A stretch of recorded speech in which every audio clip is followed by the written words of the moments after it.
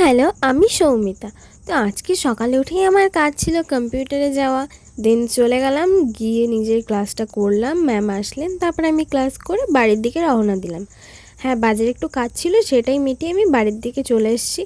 এই দেখো রাস্তায় এই বাড়িটায় কি সুন্দর ফুল ফুটে থাকে, ক্যামেরা অতটাও বোঝা যাচ্ছে না।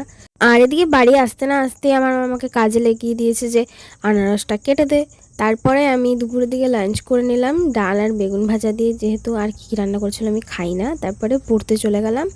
অ্যান্ড দেন দেরি হয়ে গেছিলো একটু আসতে, তাই এরকমটা অন্ধকার হয়ে গেছে। আর রাতে গেছিলাম একটা কালী পুজোর বাড়িতে, গিয়ে প্রথমেই তো খেতে বসা যায় না, তাই আমরা একটু বসেছিলাম। আর এদিকে অনেকটা রাত হয়ে যাচ্ছিলো, তারপরে খেতে চলে গেছিলাম। আর এখানেও হাই দেখাচ্ছে। তারপরে আমাদেরকে খেতে দিল, প্রসাদ ছিল খিচুড়ি, ঘ্যাট, আর ছিল মিষ্টান্ন। খাই না, না বলাই আগে থেকে দিয়ে দিয়েছিল। আর এই দেখো এরকম অন্ধকারের মধ্যে আমরা গেছিলাম। ভালো লেগে থাকলে লাইক করে দিও।